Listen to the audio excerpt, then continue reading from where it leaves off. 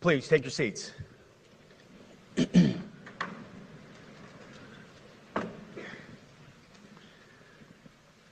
Well, Mr. Chairman, the Joint Chiefs, generals, admirals, commanders, officers, senior enlisted, NCOs, enlisted, and every member of our American military, good morning. Good morning and welcome to the War Department, because the era of the Department of Defense is over. You see, the motto of my first platoon was, "Those who long for peace must prepare for war." This is, of course, not a new idea. This crowd knows that. The origin dates to the 4th century Rome and has been repeated ever since, including by our first commander-in-chief, George Washington, the first leader of the War Department. It captures a simple yet profound truth. To ensure peace, we must prepare for war. From this moment forward, the only mission of the newly restored Department of War is this: warfighting, preparing for war and preparing to win, unrelenting and uncompromising in that pursuit. Not because we want war, no one here wants war, but it's because we love peace. We love peace for our fellow citizens. They deserve peace, and they rightfully expect us to deliver it. Our number one job, of course, is to be strong so that we can prevent war in the first place. The president talks about it all the time. It's called peace through strength.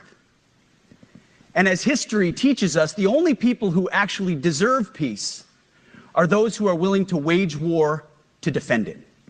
That's why pacifism is so naive and dangerous. It ignores human nature and it ignores human history.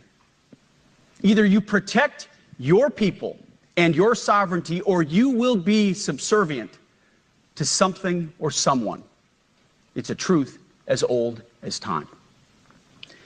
And since waging war is so costly in blood and treasure, we owe our republic a military that will win any war we choose, or any war that is thrust upon us.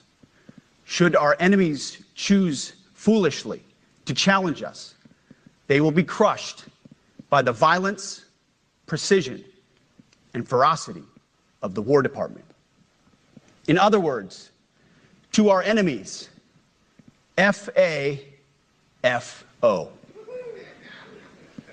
If necessary, our troops can translate that for you. Another way to put it is peace through strength, brought to you by the warrior ethos. And we are restoring both. As President Trump has said, and he's right, we have the strongest, most powerful, most lethal, and most prepared military on the planet. That is true, full stop. Nobody can touch us. It's not even close. This is true largely because of the historic investments that he made in his first term.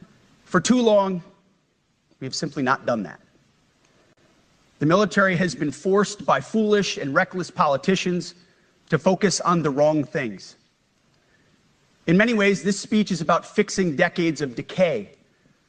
Some of it obvious, some of it hidden. Or as the chairman has put it, we are clearing out the debris, removing the distractions, clearing the way for leaders to be leaders. You might say we're ending the war on warriors. I heard someone wrote a book about that.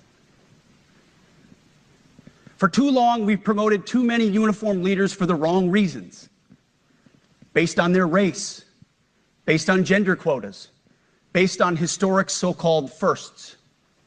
We've pretended that combat arms and non-combat arms are the same thing. We've weeded out so-called toxic leaders under the guise of double-blind psychology assessments, promoting risk-averse, go-along-to-get-along conformists instead.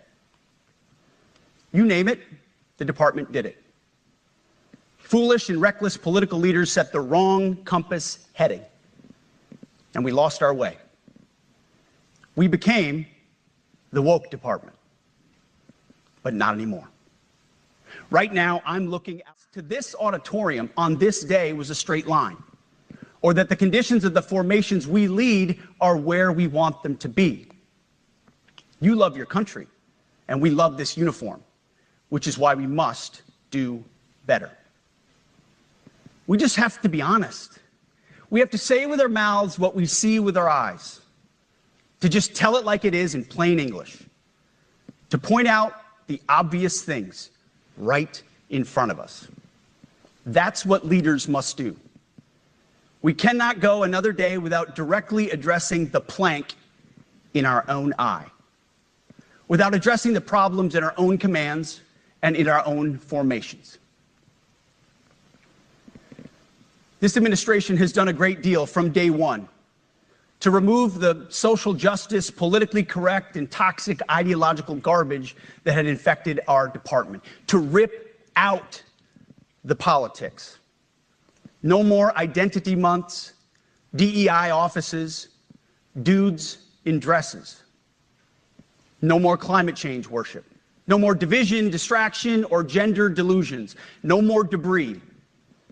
As I've said before, and will say again, we are done with that shit. I've made it my mission to uproot the obvious distractions that made us less capable and less lethal. That said, the War Department requires the next step. Underneath the woke garbage is a deeper problem, and a more important problem that we are fixing and fixing fast. Common sense is back at the White House, so making the necessary changes is actually pretty straightforward. President Trump expects it. Shalom. First off, I want to give all praises to Yahweh, Bahasham, Yahweh Shai, Bahasham Rakakodash. I want to give double honors to the elders and apostles of Great Millstone that rule well and teach well, and salutations to all the Akim that's pushing this truth in our honesty and sincerity across the four corners of the earth. Shalom.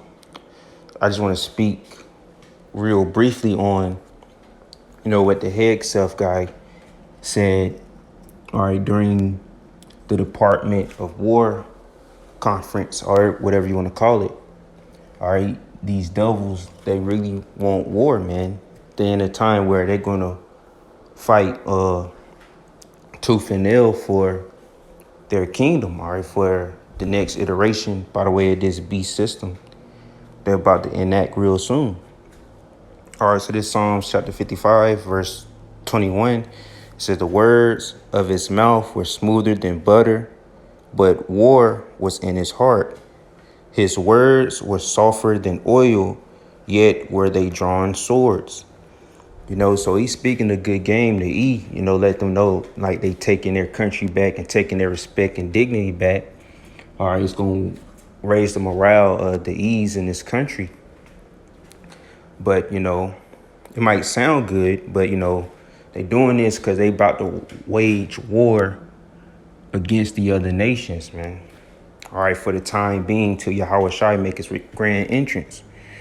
So they got swords drawn, man. So, they're trying to make it seem like they're the good guy. They're the ones that's being treated as the enemy. But, it's about to go down, man. In a major way, not only we got Jacob's trouble coming, but, it's about to be a war. So bloodshed gonna touch this land, and it's gonna touch the region of the Middle East and various other places, man. So this is Ezekiel chapter 35. Let's get started at the top. It says, moreover, the word of the Lord came unto me, saying, Son of man, set thy face against Mount Seir, and prophesy against it, and say unto it, thus saith the Lord Yahweh, behold, O Mount Seir, I am against thee, and I will stretch out my hand against thee, and I will make thee most desolate. I will lay thy cities waste, and thou shalt be desolate, and thou shalt know that I am the Lord. So, whether these lesser E's know or not, but this place going to be utterly destroyed. They're trying to make it seem like, we got the most powerfulest military, or we won't be defeated. It's the same way, the Romans felt. But look, they went down. So, Verse 5, it says, because thou hast had a perpetual hatred and hast shed the blood of the children of Israel by the force of the sword in the time of their calamity, in the time that their iniquity had an end. So, we had the end of our iniquity. So they shed our blood. They had a perpetual hatred towards us. All right. And he talking about some, no beards allowed in the army or whatever. That's mainly referring to Jake, because a lot of Jake growing beards now. And we the only ones that if we cut our beard, we get the razor bumps and all that. But we still got some dumb, some ignorant Jakes gonna still cut their beards and still join. But, they letting man, they trying to go back to the times where they had leverage. All right, but it's going to be short-lived, all right? But yeah, so since he pursued the blood of the Israelites, all right, so blood going to pursue him. All right, verse 6, therefore, as I live, said the Lord Yahweh, I will prepare thee unto blood, and blood shall pursue thee. Since thou hast not hated blood, even blood shall pursue thee. So these devils, they want blood, man. All right? So they going to get it, man. And the Lord said he got a sacrifice prepared in Basra, so it's going to be bloodshed. All right, on this land and in the Levant in the Middle East, where the war going to take place, the main battle. So, hey, man, these devils want, they going to receive it. As you ask, you shall receive. All right. So they about to come with it, man. All right, Revelation chapter 12, verse 12. It says, therefore, rejoice, ye heavens, and ye that dwell in them. Woe to the inhabitants of the earth and of the sea, for the devil is come down unto you, having great wrath, because he knoweth that he have but a short time. So this devil know that he have but a short time. So he about to come down with great wrath, man. All right. Even on the tribes, man, he about to come down with great wrath. And we've been telling you that Jacob's trouble is here, is on the way. All right. So Jacob's trouble, this third woe, everything gonna play its part, go hand in hand. Even the charagma, all this gonna play a factor in bringing the end, man. All right, so we've been telling you Jacob's trouble, all right, is coming and it's here, man. All right, so we in a time of Jacob's trouble. All right, we're gonna round our people up. All right. So we're in that time. All right, Jeremiah 30. All right.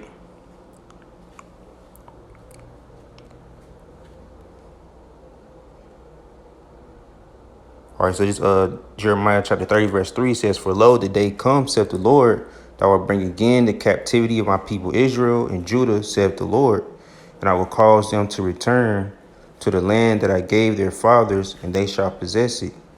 And these are the words, Lakia, and these are the words that the Lord spake concerning Israel and concerning Judah. So, the northern and the southern kingdom.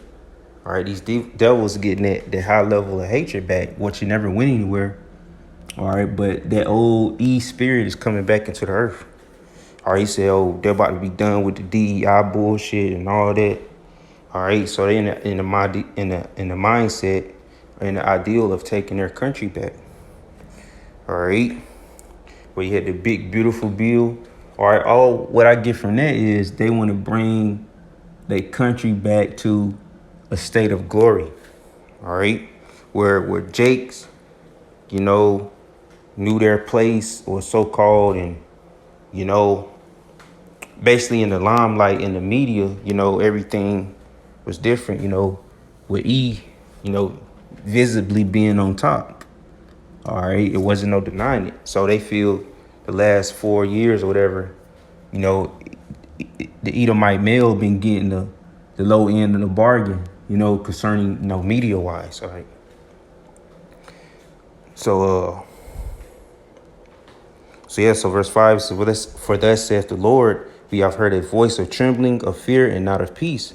Ask ye now and see whether a man do travail with child, before do I see every man with his hands on his loins, as a woman in travail, and all faces are turned into paleness. All right, verse 7, at last, for that day is great, so that none is like it. It is even the time with Jacob's trouble, but he shall be saved out of it. So the elect gonna get saved out of it. But Jacob's Trouble is mainly, you know, meant for, you know, the tribes or the so-called Negroes, Latinos, and Native Americans. But these other E's, our average E's, gonna get swept up in it as well. All right. You know, that's why they got the ICE agents and, you know, they got the National Guard and the military. All right, they gonna basically start wrecking shit and coming in, busting in people's houses, snatching you up, all kind of stuff, man. A lot of unconstitutional things, man. That's the spirit that's coming back. That's what I got from that conference they had, or whatever you want to call it. The day they not playing, man. They got certain things and actions to where they able to come down with draconian measures, all right? Whenever they enact martial law in certain places, they can get real unconstitutional and not regard your rights as a citizen. All right, they really never gave a damn about it, man. They just made them rules or whatever you call it to make you people feel comfortable, mainly you E's, man. But now they're done with the bullshit, man. They done playing around, man. So their time is here, man. So that's all I have right now. So Lord willing, this is edifying and exhorting and uplifting. But we almost up out of here, man, because when this devil come down, all right, with his wrath, all right, so when he come in as a flood, the Lord gonna lift up a standard against him, all right, and Lord willing, we are that fold, and, you know, we're able to defend ourselves, all right. And this devil got the nerve, you know, to call themselves the Department of Defense, talking about they on the defensive end. When all this shit that going on in the world, they caused it. All right, now they call it the Department of War, where they really wanted to call it to begin with. So they're about to wage war with the world, so-called. Ultimately, they're gonna try to wage war with the Lord, but it's gonna be to no avail because that's a short L they're gonna take. So with that being said, Shalom. Hundreds of agents raided an apartment complex in Chicago in the middle of the night, taking children out naked and detaining black U.S. citizens. This happened around 1 a.m. at a large apartment complex in the South Shore neighborhood of Chicago. Over 300 agents from ICE, FBI, ATF, and other agents showed up to the apartment complex. They came with helicopters, some people saying they saw Black Hawk helicopters, and it seems like they also came hidden in budget and U-Haul trucks. Officials from the government said that they did this because they were looking for 6 high-priority targets, including suspected members of Tren de Aragua. Even though they never showed a warrant while they were there, and they have not confirmed if they actually detained anyone that is a member of Tren de Aragua. Agents went into nearly all of the 100 apartments that were in the complex. They were busting down doors and dragging people out of their beds. There are reports of kids being zip-tied and being taken out buck naked. Black residents who are U.S. citizens also said that they were dragged out of their apartments. They were held at gunpoint, asked to give their name, date of birth, and asked if they had any warrant. They also separated people, black people in one van and immigrants in the other van. Reports say that between 30 to 40 people were disappeared that night. Activists are trying to figure out who were the people that were disappeared since the government is not giving any information on the individuals. This raid should be a reminder that they're coming for all of us. Look, white supremacists have done a great job of separating the black and Latino community, especially during the last election. They separated us so then they can come and hunt us down. They don't care about any of us because of the color of our skin. And to any white people seeing this and say, not my problem, remember Donald Trump just said that U.S. cities should be training grounds for the military. And they're starting, as always, with black and brown bodies.